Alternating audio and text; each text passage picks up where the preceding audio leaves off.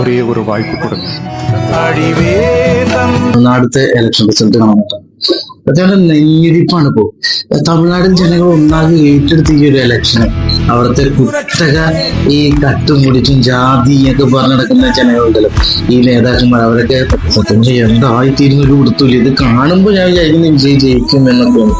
ഈ election result വന്നാൽ തന്നെ അറിയാൻ പറ്റുള്ളൂ. അതൊക്കെ ഇപ്പൊ ഒരു വല്ലാത്തൊരു ഫാൻസ് ഒക്കെ ആയിപ്പോയി. നമുക്കൂണ്ട് നമ്മുടെ നാട്ടിൽ കുറെ നേതാക്കന്മാർ, എന്തിനു വെക്കുന്ന നേതാക്കന്മാർ, കുറെ കൈവറച്ചിട്ട് എന്തിനാ ലെഫ്റ്റ് ഓഫ് ആക്കി എന്നൊക്കെ ചോദിക്കുന്ന പോലത്തെ നേതാക്കന്മാര്, ഈ പെൻഷൻ പറ്റിയിട്ട് പെൻഷൻ ആക്കിയിട്ട് വോട്ട് മാറ്റി കുത്തി എന്ന് പറയുന്ന നേതാക്കന്മാര്.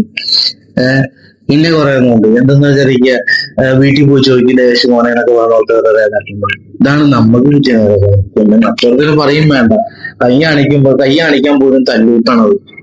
ആ ജാതി നേതാക്കന്മാരെ നമുക്ക് കിട്ടിയിട്ടില്ല. ഓന്തന്മാര്